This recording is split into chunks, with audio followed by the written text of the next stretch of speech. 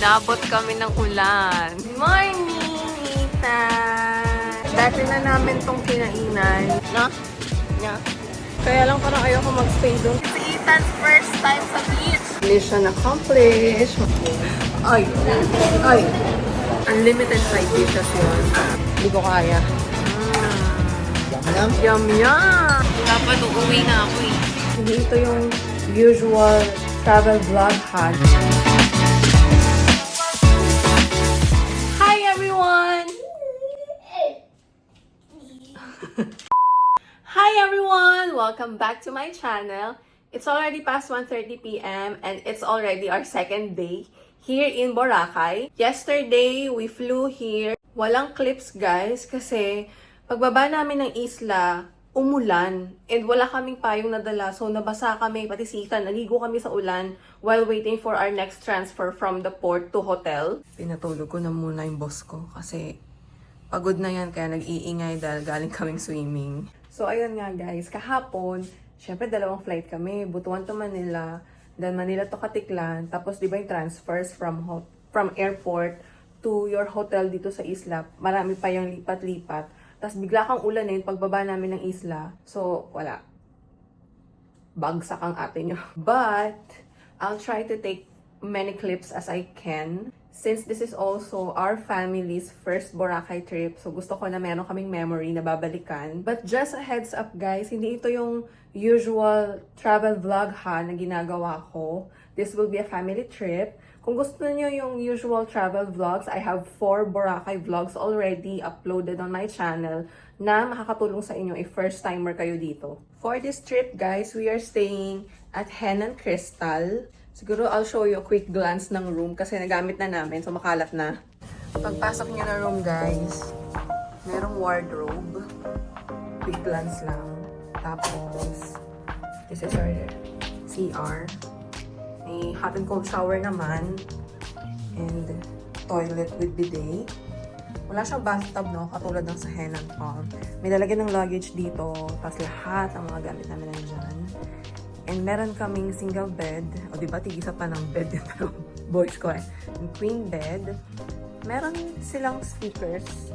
And I also love na ganito yung sleepers nila na available. Kasi pwede mo na siyang ipanglabas. Hindi lang siya room sleepers. Tapos, yung usual, merong terrace dito. Nabubuksan to guys. Tapos, merong sampayan dyan para sa mga basa yung clothes. Ito yung view namin. Hindi ko gusto.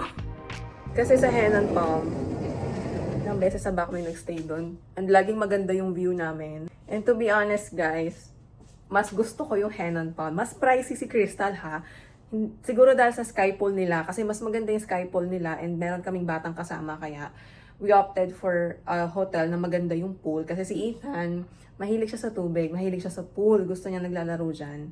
So siya talaga yung consider namin. Kaya dito kami nag-check-in sa Henan Crystal. But personally, kung wala kayong bata na kasama, I think mas sulit yung price and room size and yung CR na may bathtub ni Henan Palm. Ang breakfast buffet, same lang. Parehas naman silang masarap and maraming choices. Ayun, sa room lang nagkatalo. Also the color, the interior. Kasi si Henan Palm is sea blue o teal blue siya. So mas feel ko yung beach vibes. Pero ito medyo homey. Pero maganda yung lighting from our balcony, di ba? Para akong naka-studio light. So, ayun lang guys. For now, magpapahinga lang kami. And babalik kami ng pool mamaya pagising ni Ethan. So, I'll see you later. Hello guys! It's past 5 p.m. na. So, nakalabas kami ngayon dito sa beach area. Kasi maganda yung weather. Mahangin siya, pero hindi maulan. So, for your information, pag August kayo pumunta dito, it's habagat season.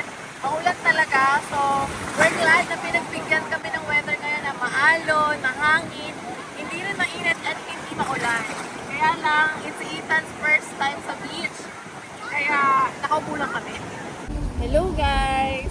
So, lumipat na kami sa sky pool ni Henan Crystal kasi wala nang paglalagyan yung gamit namin. So, sa beach, niligpit na ng Henan Tour yung mga beach bed. So, ito yung binayaran namin. Kasi sa Palm, straight lang yan na pool, di ba? Pero dito, meron siyang mga ganito, yung mini jacuzzi. Nakita mo nga. Meron siyang ganyan. So si Ethan namin, pwede siya dyan mag-walking and all. Hindi ganun kalalim. Kaya lang nilalamig na siya ngayon, kaya nakatuko na siya. Nakastick lang siya sa akin. Time check guys, it's almost 8 o'clock. And nandito kami ngayon sa Gyokatsu, Boracay. If you've watched my previous Japan vlogs, madalas kami dito sa Gyokatsu, Tokyo or Osaka. So dahil hindi namin alam kung kailan ulit kami magja-Japan, umorder ako ng 1.5 cutlet. Yung asawa ko, umorder siya ng 2 cutlet. Tingnan natin kung kamusta. Kung papantay pa sa Japan. Lambot. Sarap? Ha? Lambot. Malambot. Guys, ang sarap. I'd say sulit yung price niya. Yung 1.5 cutlet is 1.3. Unlimited side dishes yun. Tapos, yung sa asawa ko, I think 1.6 ata yung 2 cutlets. But so sulit. Ang sarap. Good morning, Ethan! Habulin namin ang 10 a.m. breakfast, guys. Look, umuulan ngayon at mahangin. At meron pang tunog yung hangin. Nakahabol kami sa breakfast, guys. Runner-up kami sa last call. And kung mapapansin nyo, maliwanag na ulit. So, umaraw na. Okay na ulit ang weather for today. Sana, whole day. Yan yung mag-ama ko. Babalik kami sa room kasi mainit. Kahapon ng umaga after breakfast, naligo kami sa pool. May sunburn kami. Pare-parehas. So, magstay lang kami sa room until bumaba lang ng konti yung araw. It's our last full day today, by the way. And this is the weather, guys. Nandito kami sa 5th floor ng Henan Crystal. Yan yung pool nila sa ground. Tapos doon, yan yung may white pagoda na nakikita niyong pointed. Yan yung sky pool nila na may pool bar. Diyan kami kahapon. Hey guys! Past 1 p.m. na. Hangin! Ang lakas ng hangin guys. Umulan ulit kanina. Malaki na naman yung mga alon. Anyway, nakatulog na si Ethan. At matutulog din si Jumel. So, meron akong free time ngayon. Gusto ko lang maglakad-lakad. Gusto ko lang ng alone time from the boys. You know, moms need break from time to time. Gusto ko lang puntahan din yung cafe, Sunnyside Cafe. Matagal ko na yung gustong puntahan. Siguro ng pangalawang balik ko pa lang dito. Pero laging hindi ko napupuntahan kasi Station 1 siya. Madalas kami sa Station 2 banda sa Henan Palm nga. And yung Henan Crystal kasi ngayon, medyo nabawasan yung lakad ko papunta ng Station 1. 9 minutes na lang. So, tsambahan lang din talaga guys kapag habagat season sa Boracay. Mura, or hindi naman mura. Makakakuha ka ng mga affordable seat sales. Especially sa amin na taga Mindanao, na 2 flight kami bago makarating dito. And konti lang din yung tao. I think this is also the season where or when some hotels are selling low. Okay guys, may Chato Chak na din dito pala and Tapaki. These are the top 2 food resto na madalas kong orderan pag bumabalik ako ng Manila kasi syempre classic. And ang sarap ng mga cheesecake wrap nila sa Chato Chak. Okay guys, dumaan ako sa White Beach papunta ng Sunnyside. Tapos, may paganitong daan along the way. So, parang ang magte-temple run. Ayoko kasing mabasa. Mabigat kasing tsinelas ko pag nababasa. So, dito ka sa temple run. Buti na lang guys, si Maya's Kitchen. Meron siyang daan papunta ng main road. Dito yan sa harap ng Joni's Beach Resort. Nagstay na rin kami dyan before. Yung stay namin dyan before is nung back beach din kami kay Aqua Boracay. So, ayun. Grabe ang mga pa-temple run sa White Beach. Kaya, ito na ako sa main road dadaan para dire-diretso lang tayo. Pasensya na guys, ngayon ko lang kayo nakakausap. Alam niyo naman pag nanay. Grabe, bilib nga ako sa mga content creator na nanay. Guys, narating ko na ang Sunnyside Cafe. Kaya lang parang ayoko magstay doon kasi wala silang view, may harang yung beach view nila kasi nga lakas ng hangin. Meron ako mga nadaanan na other cafes dito na glass. So wala silang harang na kailangan. Let's check. Okay guys, so dito ako napunta sa Cafe Got Soul. Hindi ako maka-video nung vibe ng cafe kasi ang dami tao. Hindi ko kaya i-blur isa-isa yung faces nila. Pwede na siguro tong view guys. Malayo naman, hindi naman kita talaga yung mga faces nila. So yun, may second floor din sila. Doon dapat ako pero mainit kasi they have to close the glass windows, the huge glass windows kasi nga mahangin. Oh no guys, ayan na sinasara nila kasi umulan ulit.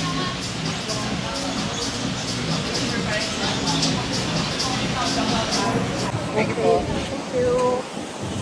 Ayan, Cafe Got Soul. Umalis na ako guys kasi tumigil yung ulan.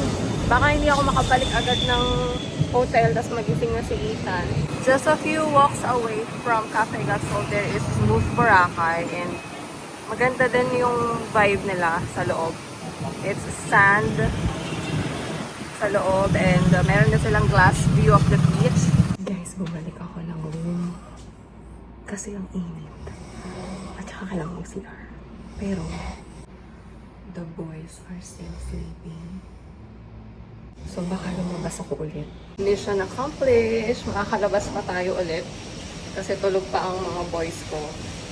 Gusto kong pumunta ng D-Mall guys. Tingnan ko lang kung anong bago doon. Baka may souvenir tayo na mabibili. We are here at D-Mall.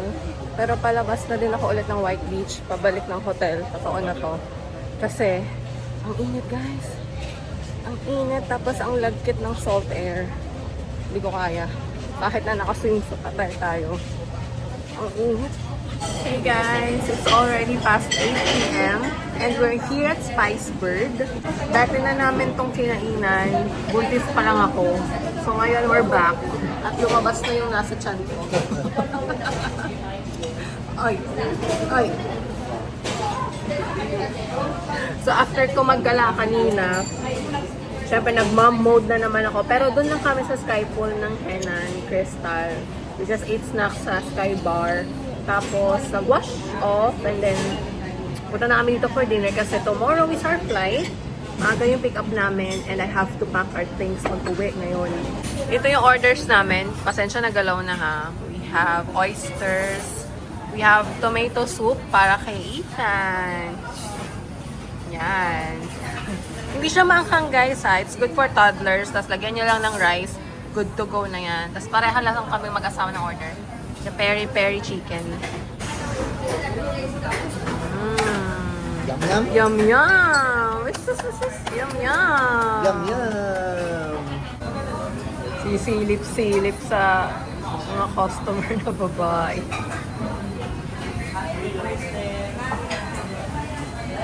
Sus! Uuwi na siya mag-isa. Mauna na daw siya. Halika na, halika na. Come here na. Ako ba masan? Ang sipag naman maglakad niyan. Wow! Tama yan, para bagsak ka na agad mamaya. At makapag-impake ako.